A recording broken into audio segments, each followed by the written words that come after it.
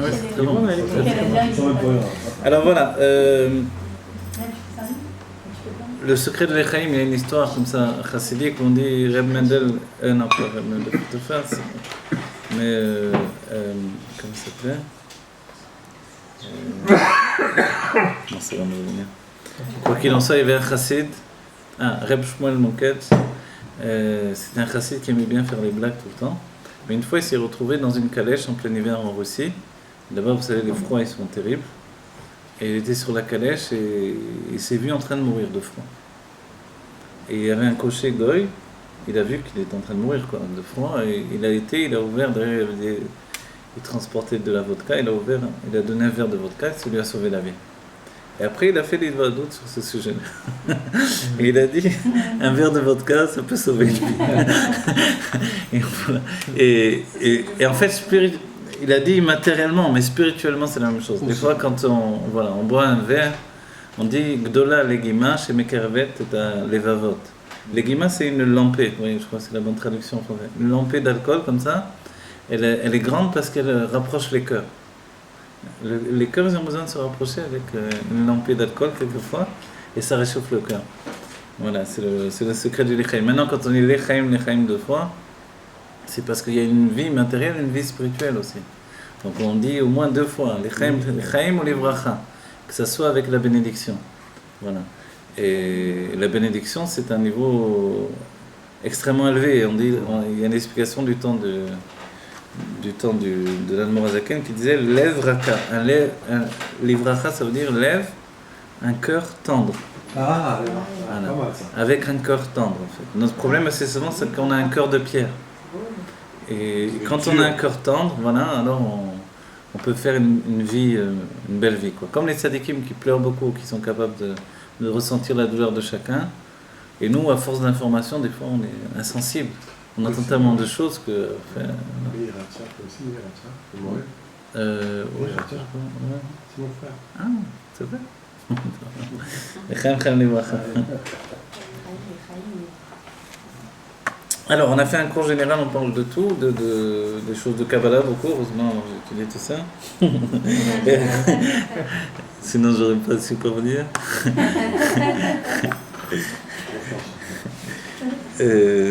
Alors, vous avez bien compris pourquoi on revient plusieurs fois. Maintenant, en Triat Ametim, c'est vrai qu'à la résurrection des morts, on va être une famille d'âmes. Vous vous rendez compte ce que ça veut dire? C'est-à-dire que chacun va se voir avec des personnes qui vont nous ressembler physiquement, va être comme des frères. Et le physique aussi revient, oui. Parce qu'il y a une mémoire du corps comme il y a une mémoire de l'âme. La mémoire de l'âme, elle porte toutes les mitzvot qu'elle a fait, toutes les bonnes choses qu'elle a fait dans toutes les vies, donc toutes les mitzvot aussi. Et le corps, il garde aussi. C'est-à-dire que il ne faut pas oublier aussi que le Tzemach Tzedek dira que notre corps, c'est le vêtement de l'âme. Dans le sens où, si on veut voir la tête de notre âme, c'est le corps qui dévoile la tête de notre âme. Il dit, regarde-toi dans le miroir. Hein? Donnez-nous des trucs alors. Non, rendez-vous bien compte à partir de ça. Non, il y a ce que vous dites là, c'est écrit dans le Zohar. Ce que vous dites là dans le Zohar, Parashat Yitro, on explique pas mal de choses, a priori, que vous voulez comprendre. Il y a les lignes du front, il y a les traits du visage, il y a tout, là, les sourcils, il y a tout exactement, on apprend, voilà. Chaque chose, chaque espace, même les poils, vous savez quand on a des envies avec des poils, ce que ça veut dire. On apprend tout dans le Zohar, il y a tout écrit, maintenant c'est une sacrée, entre guillemets, sans manquer de respect aux Zohar et à toi, sacrée prise de tête, quoi. Moi je l'ai étudié avec un élève, voilà, je dis l'Avdil pour vous dire, j'ai étudié avec un élève, je lui faisais des dessins, des trucs. C'est un rave qui me l'avait envoyé pour étudier avec lui. Mais après, j'ai dit j'arrête, moi je ne veux pas continuer. Pourquoi? Parce que j'ai commencé à regarder les gens. Chaque personne que je voyais, je commençais à regarder chaque chose, dessiner. Après, j'ai dit, j'arrive plus à être objectif par rapport aux gens. C'est-à-dire, directement, je vois la personne, elle est comme ça, oui. Tout, c'est-à-dire la forme du nez, tout. Donc finalement, il faut se demander. D'autant plus qu'il dit là-bas, que si on n'est pas attaché au monde divin et qu'on n'est pas capable de monter dans les mondes divins et de voir la source des âmes, il vaut mieux pas trop se donner à tout ça. Parce que là on voit que la technique, mais on voit pas le spirituel vraiment. Et donc ça fausse vraiment les choses, vous voyez. Mais il y a un nombre d'âmes. Il y a un nombre d'âmes. Un nombre. Il y a un nombre d'âmes, ce qui définit c'est 600 000 âmes générales, desquelles vont sortir 600 000 étincelles, qui sont 600 000 âmes à part entière, desquelles vont sortir 600 000 étincelles, jusqu'à faire toutes les âmes de tous les temps. Vous voyez. Donc c'est ça, le nombre d'âmes, il n'est pas établi en général, il est établi d'après une source générale d'âmes qui ont été au don de la Torah. Mais c'est-à-dire que quand il y avait les 600 000 âmes masculines, il y avait aussi les femmes, les enfants et les vieillards, qui n'étaient pas inclus dedans. Vous voyez. Donc eux, les femmes, les enfants, les vieillards recevaient de ces 600 000 âmes. L'enfant, il reçoit le nefesh de son père. La femme reçoit finalement, dès le premier rapport, elle reçoit, rappelez, on a dit, le vav du nom de Dieu, c'est 6 forces de l'âme, 6 forces sentimentales, chesed, gvura, tiferet, netza, yesod. C'est ce que l'homme va donner à la femme au moment du mariage. Il va lui donner des sentiments qu'il possède. Vous voyez ? Quand il dit j'ai des sentiments pour toi, elle peut dire moi aussi j'ai des sentiments de toi. Pour toi. En fait, c'est les sentiments de son âme qu'il a donné dans la femme. Et elle, qu'est-ce qu'elle va donner ? Chacun donne ce qu'il possède dans ce système-là. Elle va donner ce qu'elle possède. C'est quoi ? C'est juste une force de l'âme, on a dit. Elle possède la parole et l'action. Elle va lui donner cette force à lui. On va dire, alors, il perd au change, on va dire. On n'attend pas lui, non ? Lui donne 6 forces, elle donne une seule force. Est-ce que c'est équitable ? Qu'est-ce que vous en pensez ? On peut lui faire un procès. Elle vaut toutes les autres. Non, voilà, effectivement. Effectivement, cette force-là qu'elle lui donne, c'est une force essentielle. C'est la force de l'expression. C'est-à-dire que les sentiments, s'ils ne sont pas capables de s'exprimer par la parole et l'action, alors ils sont enfermés dedans d'eux. C'est-à-dire un homme qui n'est pas marié, personne ne l'écoute en réalité. Non, on aime bien comme ça, mais on ne le prend pas au sérieux, on ne peut pas le prendre au sérieux. Dans la Gemara, ceux qui ne sont pas mariés, à part Ben Azaï, on dit qu'il était marié avec la Shrina, mais c'est un cas particulier. Mais d'ailleurs, on ne peut pas l'appeler Rav ou Rabbi. Il ne reçoit pas le titre de Rav ou de Rabbi s'il n'est pas marié. Donc on ne les prend pas trop au sérieux. C'est comme ça dans le monde de la Torah. Parce qu'un homme qui n'est pas marié, il n'est pas confronté à quelqu'un qui va le remettre en question dans sa manière de penser au quotidien.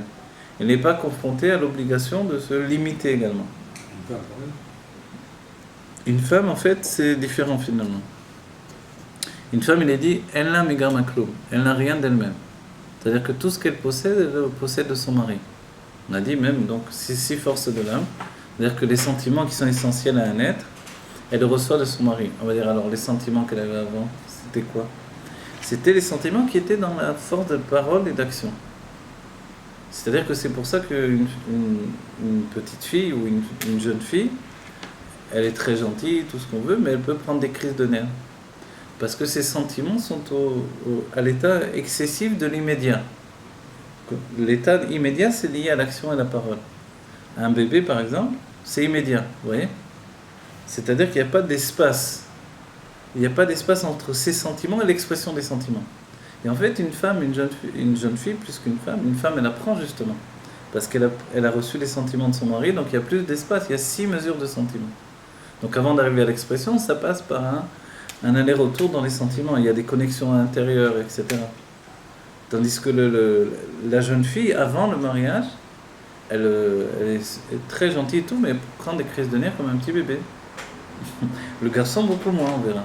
Et les hormones qui jouent aussi. Alors les hormones, c'est vrai, il y a tout le système des hormones que l'homme ne connaît pas. Il y a la physiologie du côté féminin, c'est vrai. Mais je ne critique pas, je dis le système, comment ça a été organisé. Et dès qu'elle se marie, finalement, elle commence à prendre. Au début, il a encore ce système, ces automatismes. Elle fait une crise parce qu'il n'a pas acheté la bague qu'il voulait, les trucs. Et petit à petit, on voit qu'elle est capable de supporter de plus en plus. Elle se dit, et au contraire, lui veut lui donner le maximum. Et elle l'encourage. Non, c'est bien ce qu'on a, etc. Regarde, c'est elle qui l'encourage, etc. Donc il s'est passé une fusion des deux. Vous voyez ?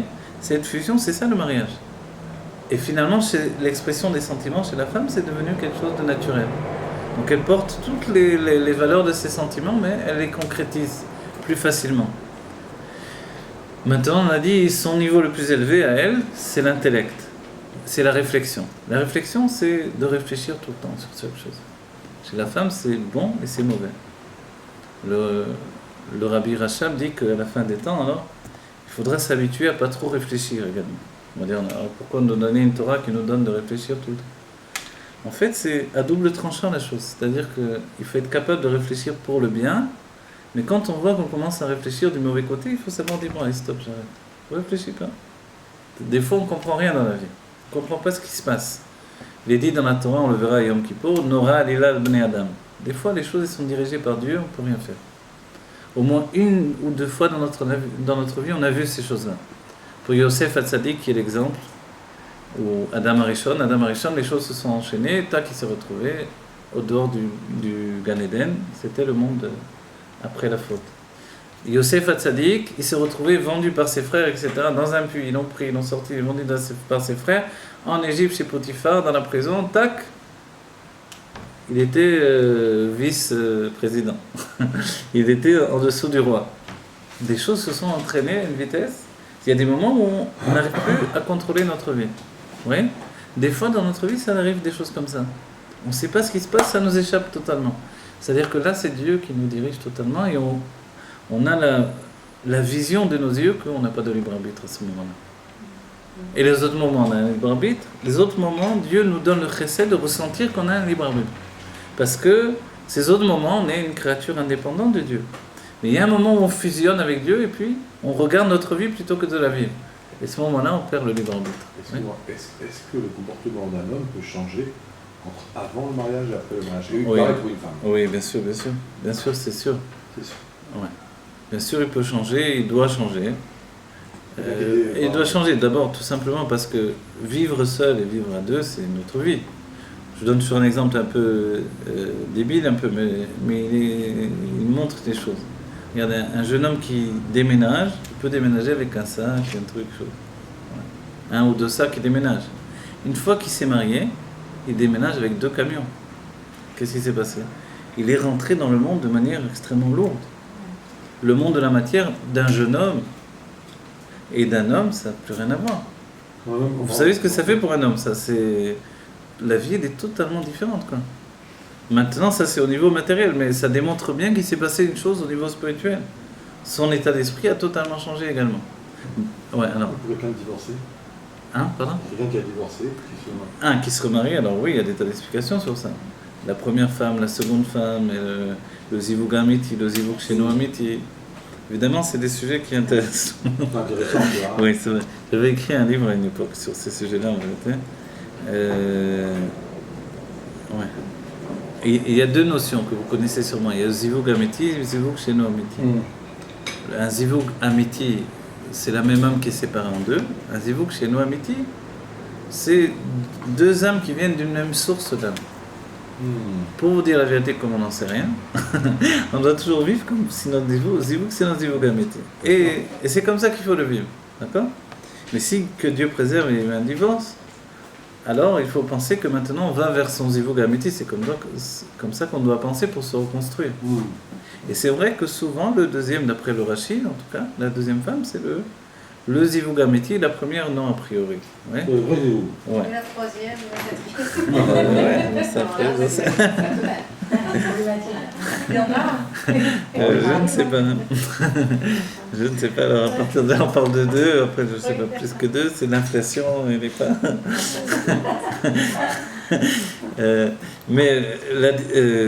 Maintenant, il faut savoir qu'il y a des cas où un homme vient dans le monde et il vient et il ne vivra jamais avec son zivug amiti. Voilà. L'exemple du Harizal, c'est Aaron Cohen qui est venu avec Elisheva, avec elle il a très bien vécu, tout était bien, c'était une tzadikette et lui un tzadik, mais c'était pas son zivug amiti. Où était son zivug amiti? Donc une âme entière qui s'est séparée en 2, ça c'était pas la même âme. L'autre partie de son âme, elle était dans les forces du mal. Depuis la faute d'Adam Arishon, elle n'était pas encore remontée. Vous voyez? Et le travail du Kohen Gadol, c'est de remonter les âmes qui ont chuté depuis la faute d'Adam Arishon. Ouais. C'est fou. Peut-être que... Alors, c'est vrai que c'est une grande question. Est-ce qu'il n'a pas ramené sa propre femme de là-bas? Je ne sais pas. Peut-être que oui. Mais quoi qu'il en soit, dans la vie de Aaron Cohen, il n'a pas rencontré. Rabbi Akiva, on explique qu'il a eu 2 femmes. La première, celle qu'on a dit, elle s'appelait Rachel. Elle a vu qu'il était fait pour la Torah, elle s'est mariée avec lui, elle a abandonné sa richesse.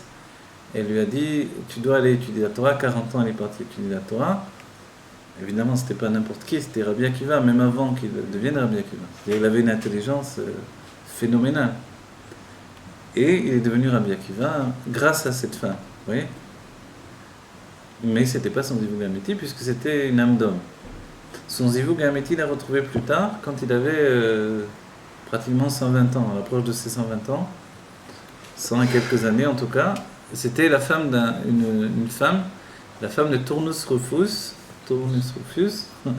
et qui était un Romain et qui ne savait plus comment s'en sortir avec Rabbi Akiva parce que il interdisait d'étudier la Torah et Rabbi Akiva poussait tout le monde à étudier la Torah quand même.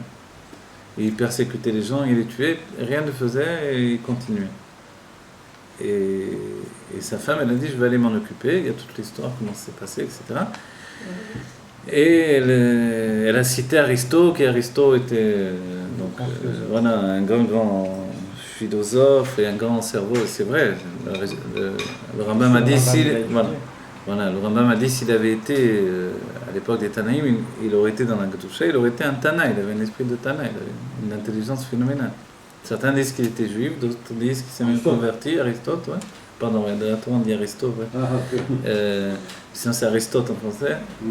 Mais on ne sait pas trop quoi. Quoi qu'il en soit, elle a dit Aristote, on l'a vu à la maison, ses élèves l'ont trouvé un jour à quatre pattes avec sa femme sur le dos. Ça montrait bien qu'ils lui ont dit mais notre maître, comment vous conduisez? Il a dit mais là je suis plus Aristote, là je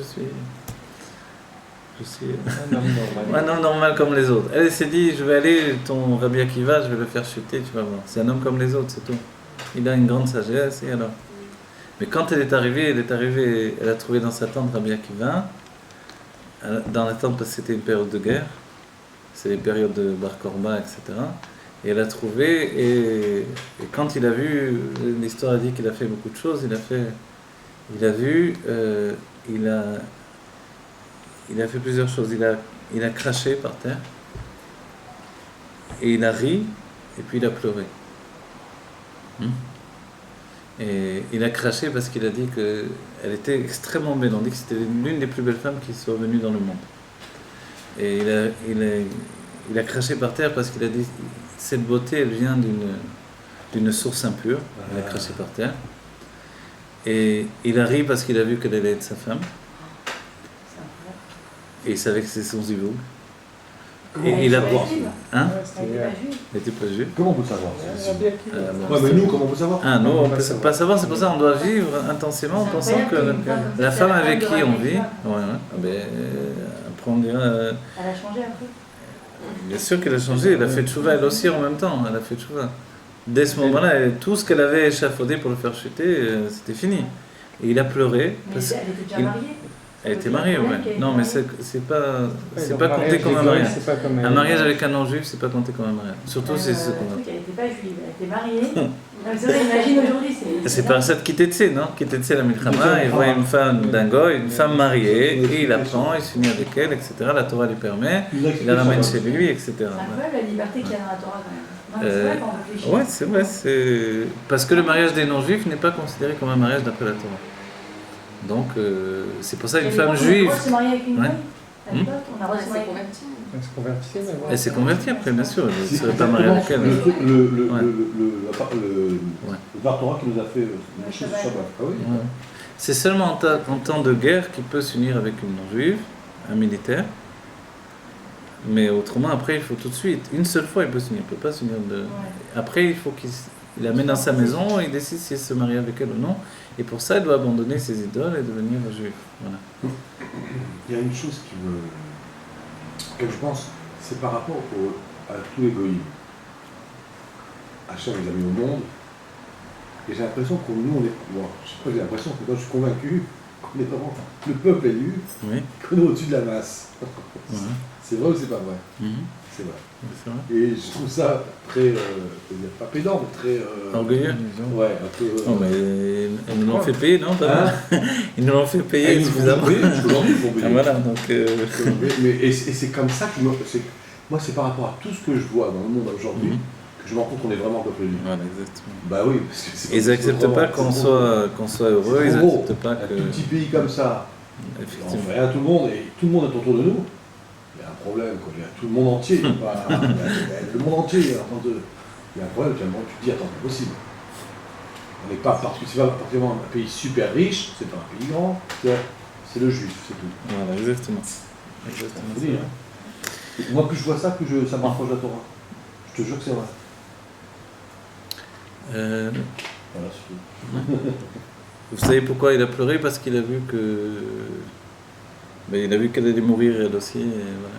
Il a pleuré pour ça. Elle est morte Maintenant, avec le feu. je sais pas trop en vérité. Je vous dis la vérité, j'ai jamais vu clairement comment elle est morte ou quoi que ce soit. Mais il semblerait qu'elle soit morte elle aussi dans les persécutions que son mari ne lui a pas pardonné de l'avoir laissée comme ça. Mais tout ça, c'est le fait, évidemment, il y a des hommes qui voient exactement les choses. En général, l'homme voit plus que la femme ces choses-là. Pourquoi? Parce qu'il est lié à une source de l'âme qui est la vision. Donc en fait, sa vision, normalement, c'est une vision spirituelle qui lui permet de voir. Et normalement, lorsqu'il voit sa femme, il la reconnaît. Normalement, je lui dis tout ça, évidemment. Normalement, c'est un état de lucidité qui lui est donné plus qu'à elle en particulier, à ce moment-là. Vous voyez ? Et il sait qu'en tout cas, avec elle, il peut être heureux, il peut faire sa vie, et dès ce moment-là, il ne va pas la laisser. Normalement, ça doit se passer comme ça, et assez souvent, ça se passe comme ça. Ouais. Comme ça. Voilà. Assez souvent, ça se passe comme ça, et c'est les femmes qui sont dans le safek. Pourquoi? Parce qu'elles vivent sur le détail. Donc, s'il y a un détail qui lui plaît pas, elle est pas ci, pas comme ça, un peu truc, machin. Et alors, l'une des grandes choses qui est importante, c'est vrai que comme la femme, elle vit sur le détail, elle peut toujours penser à changer son mari. Et l'idée, c'est qu'elle ne doit pas le changer, mais elle doit l'aider à devenir lui-même. C'est ça l'état d'esprit. C'est pas pareil. Changer, c'est le dénaturer. Et dénaturer, assez souvent, évidemment, c'est mentir. La différence, on dira dans la Torah, entre la magie et le miracle, on va dire on peut obtenir les mêmes résultats. Quoi. Ouais. Il y a le Merlin l'enchanteur avec son bâton et Moshe Rabbeinu avec le bâton. Voilà. Un, il fait des miracles, l'autre, il fait de la magie. Mais peut-être ça peut être la même chose. Quelle est la différence? Les sages nous disent, ça, la magie, c'est interdit d'après la Torah, et le miracle, c'est permis. On va dire pourquoi? Parce que la magie, ça rajoute du voile. Ça cache encore plus Dieu qui est caché dans le monde. Et le miracle, ça dévoile en fait Dieu encore plus. Donc c'est le point de différence. Donc si le magicien fait tchouva, il peut aussi peut-être faire des miracles et dévoiler la présence de Dieu au lieu de rajouter encore de l'obscurité dans le monde. Voilà. Donc en fait, il faut aller vers le fait de rajouter, d'éclaircir, d'apporter de la lumière de plus en plus. Et dans notre vie, c'est ce que l'on doit faire. Donc en fait, une femme, elle ne doit pas vouloir changer son mari, ce qui est le dénaturer, mais elle doit dévoiler ce qu'il est. Et c'est vrai qu'elle est capable de le comprendre. Plus que même lui-même, il peut se comprendre. Et c'est vrai qu'elle est plus exigeante avec lui qu'il peut être avec lui-même. Parce que lui, il a une tendance à se reposer. On dit que sur ses acquis. Voilà, de se poser sur ses... Non, c'est pas forcément sur elle. Il est déjà. Ouais. C'est-à-dire que lui, il est inquiet pour ses besoins à elle. C'est sa nature à lui. Il veut toujours qu'elle soit heureuse. Il veut toujours lui transmettre du plaisir. Il veut il attend d'elle qu'elle lui transmette cette joie de vivre. Et quand il voit qu'elle est triste, qu'elle est inquiète, qu'elle est ci, alors ça le perturbe beaucoup. Alors qu'il fait de son mieux pour qu'elle ait tout ce qu'il faut. C'est vrai, c'est sur ce point. En fait, l'homme, ça peut très bien aller dans son travail, dans tout. Si sa femme, elle n'est pas contente, tout s'écroule, quoi. Tout ça, ça ne vaut rien du tout, effectivement. Donc en fait, on voit que tout dépend de ça. Quand la femme, elle s'en rend compte, elle a de quoi le monter, le gonfler, l'amener à devenir lui-même totalement. Et devenir lui-même, c'est le travail qu'elle doit faire. Et pour ce faire, alors, il faut qu'elle reçoive de lui ce qu'il lui donne, en l'amenant vers ce qu'elle pense qu'il doit atteindre également. C'est-à-dire ce qui lui appartient à lui. Elle doit avoir le souci de jamais le dénaturer, c'est très important. Et ça, c'est un travail profond. Mais c'est vrai, si par exemple, je sais pas moi, voilà, vous êtes venu étudier la chassidoute dans le couple, si elle désirait qu'il étudie la chassidoute, c'est un bien, ça il faut le faire. C'est ce qu'il dit le rabbi. Le rabbi dit, on n'est pas là pour que tout le monde devienne par exemple chabad, pas du tout, c'est pas notre travail, sinon les chabad on va s'ennuyer. mais on est là par contre pour que tout le monde étudie la chassidoute, parce que c'est un moyen de se comprendre qui est essentiel dans notre génération. Vous voyez, on a des kélim, on prend la Torah du Rézal, on l'explique de manière intellectuelle et psychologique, du coup on comprend la vie. Vous voyez, moi je sais que personnellement j'ai trouvé cette Torah qui m'expliquait les choses, je dis ouf, enfin on m'explique. C'est vrai, au début on vient, quelquefois on pose des questions, on dit tu dis, tu comprendras, qu'est-ce que Dieu te demande, du bitoul, des trucs. quand on voit qu'on peut comprendre, ça nous fait... ouais. Bien terrible. On sert Dieu de toute manière. Voilà. On en a besoin dans cette génération. Ah ouais. Parce qu'il y a tellement d'informations de tous les côtés, la science, les trucs. On ne peut pas vivre comme ça, l'aveuglette, comme les générations précédentes. On a besoin de comprendre aujourd'hui. Comprendre qui on est, comment on doit fonctionner, comment... Et puis, il y a la psychologie qui grandit de plus en plus dans nos vies quotidiennes. Donc on ne peut pas faire comme si ça n'existait pas. Les gens ont envie d'être heureux, ils ont un besoin d'être heureux. Et affirmer le désir d'être heureux, c'est important. C'est notre génération. Pourquoi ? Parce qu'on va vers la Géoula. Avant, les gens vivaient malheureux, ça se passait comme ça. Des générations entières transportaient un malheur de génération de père en fils. C'est vrai, hein, c'est vrai, 100%. Et ils pensaient que c'était comme ça. Mais aujourd'hui, ça y est, les gens ont envie d'être heureux et voilà. Je ne sais pas d'où ça vient, on va dire. Au niveau terrien, d'où ça vient, peut-être du cinéma, des couples. Voilà. Quoi qu'il en soit, il y a un désir de vivre, d'être heureux. Et pour ça, on a envie d'aller jusqu'au bout. On n'a pas de honte de dire je me sens pas bien, j'ai besoin d'être heureux, je vais voir mon psy. Voilà. Voilà, et d'avoir un psy. Dans d'autres époques, d'aller voir un psy, c'était être un fou. Aujourd'hui, non, c'est que. Voilà, je veux, au contraire. Voire 2 fois.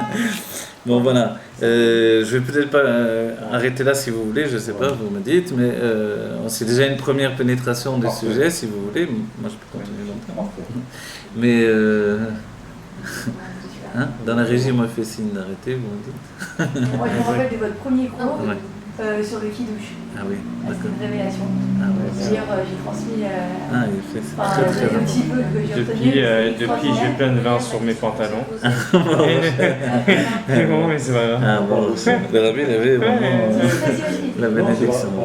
Quelle boisson de Quelle boisson Oui, la Havdalah, quand Oui. on fait la Havdalah, on l'a fait sur du vin, Ou de la si bière. on n'a pas de viande. De vin, on peut prendre la bière ou même un thé, on dit. On m'a dit café même.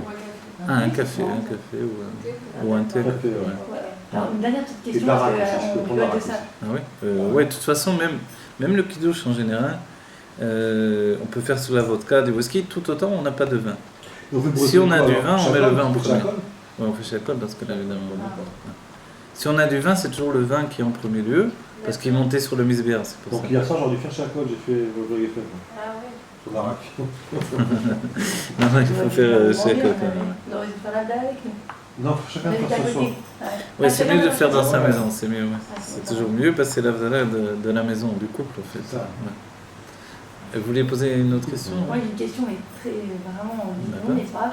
J'ai acheté un verre de kidouche, Oui. que j'ai eu quelque chose pour ce verre de kidouche chez un Attends, antiquaire à Bâle. c'était pas un verre de kidouche, c'était Attends. un verre. Un verre de kidouche. Non, C'est ça un c'est moi verre. qui l'ai nommé verre de kidouche. C'est un verre. Un Il, verre en est comme les verres des gros. de viking. Voilà, des vikings. Un grand verre comme ça. De Gaulois, comment on dit? J'ai dit au jour, on a des petits verres de Gaulois, kidouche. J'ai des dit, on va prendre un Gaulois. grand verre de kidouche qui est pour la mitzvah. Donc j'ai acheté un très grand verre de kidouche, mais c'est un verre déjà utilisé, je ne sais pas par où il est passé. Ah. Donc je l'ai pris de cet antiquaire, j'étais toute fière, je l'ai lavé, je l'ai frotté, nana.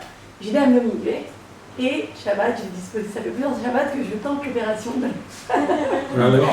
Et mon mari J'arrive pas, refuse de l'utiliser. j'arrive pas à les... Non, est-ce que, non, alerte-moi parlant d'abord, est-ce Non. que c'est bon? Non, je crois qu'il faudrait aussi le passer à gala. Au feu. Un gala, Tu vois? non, Ah peut-être oui. pas au feu, non, un gala dans l'eau bouillante. En bouillant. Oui, dans l'eau bouillante. Ah, Pourquoi? Parce qu'il y a sûrement eu du vin Nesser dedans, du vin C'est vin de de- Goy, tout oui, ça. parce qu'il Ouais, date de très très longtemps. ouais. Donc C'est c'est pour ça que pas j'arrive c'est pas. Ça, forcément. j'arrive pas, là. Oui, il a un blocage. Mais c'est pour ça. Alors, Voilà, je suis peut-être qu'il y a une pression à l'Afrique dedans. Oh, oui, il y a une Je pression. sais pas qu'il doit boire le Rofkos. Oui, Ouais, il est- maintenant, il y a aussi ça. Faut Il voir est le- grand, c'est un... Mais quand il y a du monde, Il y a une chope de bière. Non, mais Ouais, mais c'est vrai qu'il vous doit voir l'essentiel du verre. Si vous avez un verre comme ça, il doit voir au moins comme ça, quoi. Plus de la moitié. c'est comme un verre comme ça. Je commencerai par. Comment tu t'appelles quand tu bois Ouais. le Rofkos, après tu reverses encore du vin pour donner aux Oui, gens, s'il y a beaucoup de monde, effectivement, je reverse encore de vin. Donc le vin qui est là, ça transmet le kidouche à tout ce qui en Pour rajoute. l'histoire du Rofkos, bon, bah, il est soit je crois en argent, je sais pas en quoi. Mais à l'intérieur, je peux mettre un verre en sorte de verre en plastique, ou vous savez, comme ils font là. Ouais. Le verre, je peux le mettre plus petit pour qu'il y ait moins de Ah, si vous voulez faire ça, vous pouvez aussi, bien sûr, c'est possible, oui. on peut économiser. Mais le mieux, c'est d'avoir un verre en KSF, d'accord? Et voilà, mais quand même prenez la mesure pour qu'il soit. Mais dur que tu puisses. Voilà, ouais. Et le faire tremper dans l'eau bouillante une fois. Celui-là, vous avez intérêt de le faire tremper dans l'eau bouillante. Si vous l'avez acheté en antiquaire, c'est un verre de goïm, quoi. Peut-être pas, hein. C'est pas, hein, c'est un intermédiaire. Ouais, T'auras peut-être un Ça vient de vinyle, Perse. un de Perse. Ouais. Bon, mais on sait jamais, quoi. Bravo. Bon, voilà, que vite on est à Géoula Mitzvah Shlema, Terfumé Mamash, voilà, qu'on ait un grand bonheur de vivre, heureux, et que tout ce qu'on étudie, on le voit de nos yeux, on voit Dieu de nos yeux, que ça soit une joie au quotidien, Mamash. Amen.